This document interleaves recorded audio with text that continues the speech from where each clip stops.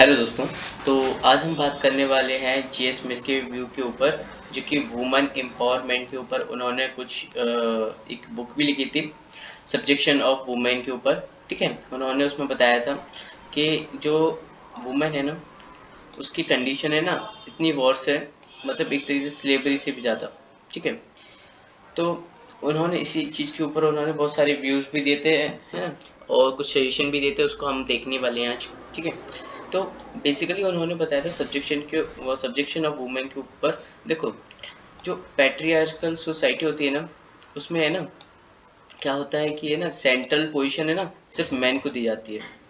क्योंकि एक तरीके से ना माना जाता है कि जो मैन है ना, वो सारे काम को और अच्छी तरीके से परफेक्टली कर सकता है। ठीक है, और उसमें सोशल डिफरेंशिएशन सिर्फ इसी वजह से होता है कि वो मैन है, और ये मेन मेल एंड फीमेल के इस पे ही होता है सिर्फ। ठीक है, तो बेसिकली ना थ्योरेटिकली पार्ट को देखें ना, तो GS mill has talk about the women empowerment in his book subjection of women. ठीक है, जिसमें सबऑर्डिनेशन ऑफ वुमेन होता है। ठीक है, एंड जीएस मिल के अकॉर्डिंग देखो, liberty and equality are certain in modern times. ठीक है, no one believe in slavery today, and women's are sometimes treated as wars and slave. ठीक है, और end of the slavery did not result into freedom for women because men do not want to relieve women for their subordinate position। ठीक है, अब देखो, universality of subjection of women does not making right. देखो, basically ना, अगर पूरी दुनिया अगर ये कर रही है ना, जैसे जो इस तरीके से ट्रीट कर रही है, जरूरी नहीं कि ये सही है। ठीक है ना, अब यही चीज़ तो बताना चाह रहा था कि कल जो है ना, जो freedom of speech and expression में यही चीज़ तो था कि पूरे जो भी है ना, पूरा वन मेन काइंड एक तरफ हो जाए, है ना, और एक पर्सन एक तरफ हो, तब भी उसको कहने का मौका मिलना चाहिए। देखो, बेसिकली ना, जो ये है ना, university of subjection of women does not making right because universal social practices are not test of rightness. And देखो, women are not inferior to man, this inequality are not natural, it is a result of socialisation. देखो, socialisation में मालूम है क्या होता है? देखो, socialisation is a inculcation of those which makes you complete member of society. मैं अगर आपको एक एग्जांपल के थ्रू देखूं, देखो, बेसिकली एक क्लासरूम है, उसमें आप सभी बैठे हैं। ठीक है, कोई एक पर्सन अगर सो जाए या टीचर सो जाए, तो ये सोशलाइजेशन का एक उनकी जो ड्यूटी है वो नहीं निभा रहे हैं। ठीक है, तो ये चीज़ सोशलाइजेशन में नहीं आता। सोशलाइजेशन वो है जो आपको जो वैल्यूज़ है वो आपको कंप्लीट मेंबर करती है सोसाइटी का। ठीक है, वो सोशलाइजेशन होता है। अब there are many example in his history, they show that extraordinary quality of women। जब जब उनको मतलब एक तरीके से अगर हिस्ट्री उठा के देखें, तो उनकी काफ़ी एक्स्ट्रा ऑर्डिनरी क्वालिटी आपको देखने को मिलती है। ठीक है, उन्होंने बहुत सारी चीज़ें और सेक्रीफाइस भी किया है। It is not correct to allow subordination of women on the ground of women will subordination because subordination will force upon women. ठीक है, मतलब इस तरीके से उसको वो वुमेन है तो उनको इस तरीके से ट्रीट नहीं किया जा सकता। और दूसरा देखो, patriarchal family is cause of subjection of women. Patriarchal family is against of principle of democracy because patriarchal family है ना, इज बेस्ड ऑन हायरार्ची। देखो, बेसिकली उनका देखो कहने का मतलब ये है, पैट्रियार्कल जो फैमिली है ना, एक तो डेमोक्रेसी का अपोजिशन करती है, क्योंकि देखो वो बेस्ड है हिरार्चिकल सिस्टम पर। ठीक है, दूसरा, अगर है ना, वुमेन अगर है ना डेमोक्रेसी में आ जाए या फिर पब्लिक स्पेयर में आ जाए, तो एक तरीके से ना, जो एक तरीके से मैन का जो फ्लुएंस है ना, जैसे बेटर करने का, देखो, अगर कंपटीशन को हम देखें ना, तो एक है ना, एक टैलेंटेड पर्सन आगे आएगा अगर है ना कंपटीशन ज़्यादा होता है तो। ठीक है, अब देखो, कंपटीशन में सिर्फ मैन मैन ही है ना, फीमेल वुमेन तो है ही नहीं। ठीक है, तो 50% अगर मैन है ना, तो उन्हीं में अगर चीज़ें हैं, तो ये यहाँ पे ना कंपटीशन में काफ़ी एक तो अफेक्ट डालता है। ठीक है, और अगर वुमेन आ जाती हैं तो एक है ना sufficient amount of knowledge, sufficient amount of talent निकल के बाहर आएगा। और दूसरा कि man will perform better if they face competition from their female counterpart. ठीक है, अब देखो, Under subordination, women assured their will in a preordained manner. The project of democracy will incomplete without empowerment of women. देखो कहने का मतलब ये है कि अगर है ना, अगर डेमोक्रेसी में अगर फीमेल नहीं आती हैं तो जो डेमोक्रेसी का बन कंप्लीट होने का जो सपना है ना, सपना ही रह जाएगा। ठीक है, एम्पावरमेंट ऑफ वुमेन का होना जरूरी था। उसके बाद देखो जो जीएस मिल है ना, उनका एक तरीके से GS Mill as a democrat उन्होंने बताया है। तो जीएस मिल का ना काफ़ी कंट्रीब्यूशन रहा है डेमोक्रेसी में और उसके बाद लिबर्टी में। देखो लिबर्टी का हमने जैसे कल देखा था कि उन्होंने बताया था लिबर्टी इज अंडर थ्रेट।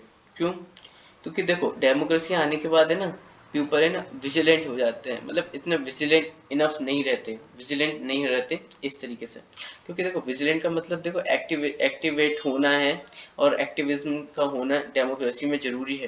क्योंकि ना एक तरीके से टॉलिटेरेंस वाली जो कंडीशन है, सिचुएशन है, वो सोसाइटी में आ जाएगी इस वजह से। अब यहाँ पे डेमोक्रेसी में बताया कि जो रियल डेमोक्रेसी होती है ना, उस टाइम पे देखो डायरेक्ट डेमोक्रेसी काफ़ी इजी था। ठीक है, एक तरह से रियल डेमोक्रेसी डायरेक्ट डेमोक्रेसी ही बताया था।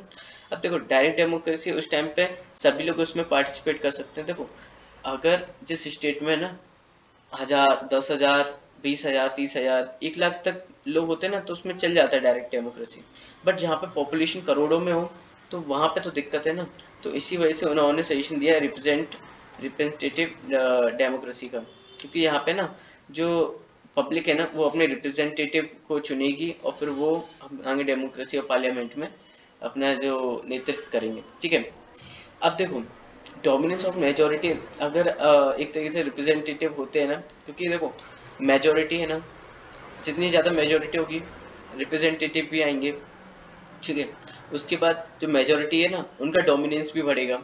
ठीक है, तो यही चीज़ तो उनका कहना था कि ये ना टेरिनरी ऑफ मेजोरिटी के सिचुएशन बना देगा।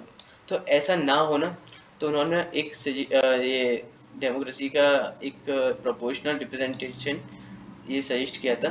ठीक है, तो कि ये होना चाहिए प्रोपोर्शनल रिप्रेजेंटेशन ऑफ डेमोक्रेसी। आपको मैं आगे बताने वाला हूँ, बट बेसिकली मैं आपको बता दूँ।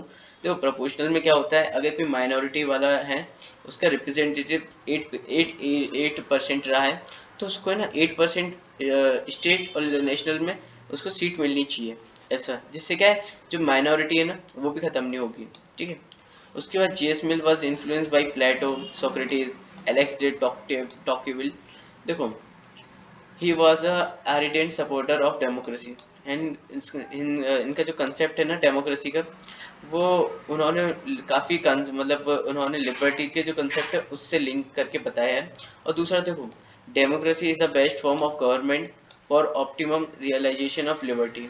ठीक है, और वो GS Mill is a supporter of direct democracy, पर वो पॉसिबल ही नहीं है क्योंकि पॉपुलेशन के कारण।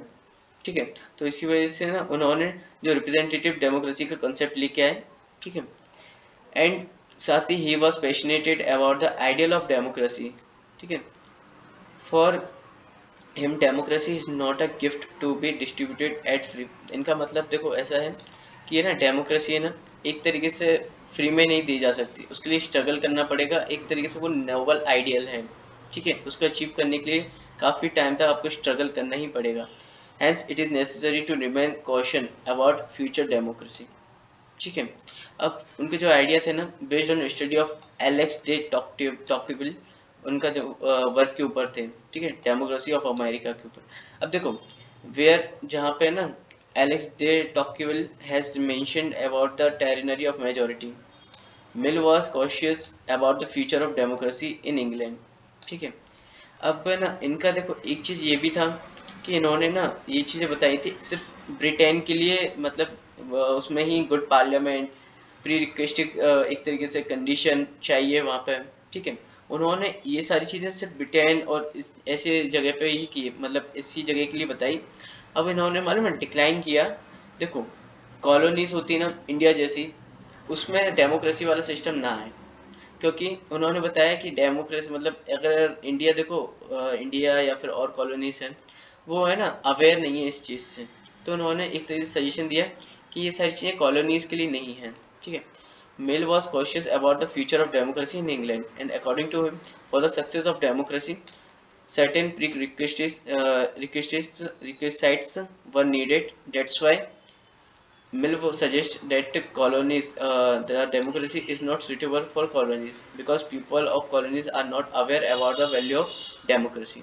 ठीक है, ये एक तरीके से इंडिया को मतलब इंडिया और कॉलोनीज के लिए माना गया है कि अभी इस टाइम पे जो उस टाइम पे जब इन्होंने ये सारी चीज़ें दी थी थ्योरी वगैरह, तो उस टाइम पे उन्होंने बताया था कि कॉलोनीज के लिए ये सभी इम्पोर्टेंट नहीं है और ना ही अभी आना चाहिए। ठीक है, अब देखो कुछ कंडीशन कुछ सजेशन इन्होंने दिए थे डेमोक्रेसी के ऊपर। State and institution are shaped by quality of people, जो कि वहाँ पे रहते हैं, वर्क करते हैं। ठीक है ना, following are the prerequisites of democracy. People should be ready to accept the democracy as a form of government. ठीक है, second, people should be ready to do anything for stability of such a government. And third, people should be committed those objectives they feel and expect from government to fulfill. Thus, from GS Mill understanding, it is inferred मतलब conclusion, ठीक है, that for the success of democracy a specific type of political culture is needed. ठीक है, एक political culture चाहिए, और जो कि सिमिलरली अगर देखा जाए तो जो है ना सिडनी वर्बा है ना, उन्होंने भी यही चीज़ दिया था जो कि सिविक कल्चर के ऊपर दिया था अगर सक्सेस डेमोक्रेसी चाहिए तो। ठीक है, GS Mill start his work on representative democracy with the concern that liberty is under greatest threat. ठीक है, उन्होंने यहाँ पे लिबर्टी को भी लिंक करते हुए बताया था, क्योंकि देखो पीपल है ना काफ़ी मतलब रिलैक्स फील करते हैं अगर है ना उनकी चुनी हुई गवर्नमेंट आती है तो। ठीक है, their liberty is protected as are under their self government. ठीक है, और साथ ही जो विजिलेंट है ना, vigilant is the price of liberty, so he suggest that people should be active in democracy. ठीक है, here we can find similarities between GS Mill and Robert Putnam. Robert Putnam ने भी कुछ एक्सप्रेस किया, देखो concern about the decline of social capitalism in western countries. ठीक है, अब देखते हैं institution reform of GS Mill।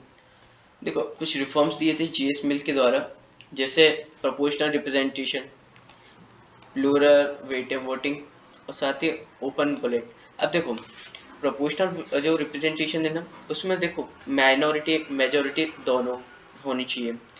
जिसको जितनी सीट मिली है, जितना जिसका रेशियो, जितना जिसका परसेंटेज है, उनको उतनी सीट मिलनी चाहिए। ठीक है, उनका ये मानना था, जिससे क्या है कि ना मेजॉरिटी जो है ना वो माइनॉरिटी को दबा नहीं पाएगी। ठीक है, साथ ही प्लूरल वोटिंग होनी चाहिए। अब प्लूरल वोटिंग एक तरीके से एजुकेशन के ऊपर होनी चाहिए। देखो जिसका ज़्यादा एजुकेशन बैकग्राउंड है उसको उतना उसको वोटिंग दिया जानी चाहिए। ठीक है, ओपन बुलेट मतलब देखो जो वोटिंग है ना छुपा के नहीं होनी चाहिए, एक तरीके से बता के होनी चाहिए, जिससे क्या करप्शन ना हो सके। तो यही सब कुछ है। System of proportional representation instead of majoritarian system. The purpose is to save minority from the territory of majority. This is according to freedom of speech expression which allows everyone to express their views. ठीक है, उसके बाद plural voting में अगर देखें, those who are educated and have a property of qualification should have more than one vote, and we want to save democracy from ill effect of universal adult suffrage। देखो जो पढ़े लिखे लोग नहीं हैं उन लोगों से डेमोक्रेसी को बचाने के लिए ये सारी चीज़ें की गई थी। और he also suggest that equal political rights for women also. ठीक है, ओपन बैलेट अगर देखें, this was to avoid corruption is according to idea of freedom speech and expression. और बाई कैमरल लेजिस्लेशन देखें तो देखो उनका मानना था 2 हाउस होनी चाहिए। ठीक है, जिसमें एक में है ना एक तरीके से रिप्रेजेंट व्यू होनी चाहिए, मास रिप्रेजेंट ऑफ व्यू होनी चाहिए। दूसरे में रिवीजन चैम्बर होना चाहिए, जिसमें लोग जो है ना जिसको एक्सपीरियंस है, नॉलेज है, वो बैठनी चाहिए।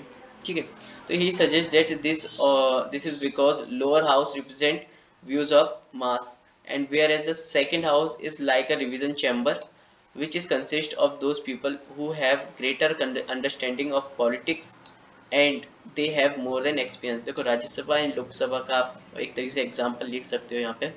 ठीक है, तो बेसिकली यहाँ पे है ना GS Mill के ये जो है ना टॉपिक है ना, जैसे वुमेन एम्पावरमेंट और साथ ही जो डेमोक्रेट वाला वो आपने आज समझा। एंड साथ ही जीएस मिल का आज टॉपिक कंप्लीट हो गया है। ठीक है, तो हम नेक्स्ट वीडियो से हम कार्ल मार्क्स को स्टार्ट करेंगे। ठीक है, एंड होपफुली आपको सारी चीज़ें समझ में आ रही होगी एंड साथ ही आप इसको रिवीजन भी कर रहे होंगे। ठीक है, तो आपको कोई इश्यू है तो आप कमेंट बॉक्स में अपना कमेंट ड्रॉप कर सकते हैं, तो मैं रिजॉल्व करने की पूरी कोशिश करूँगा। और फिर गाइस मिलते हैं अपनी नेक्स्ट वीडियो में। Okay, thank you so much.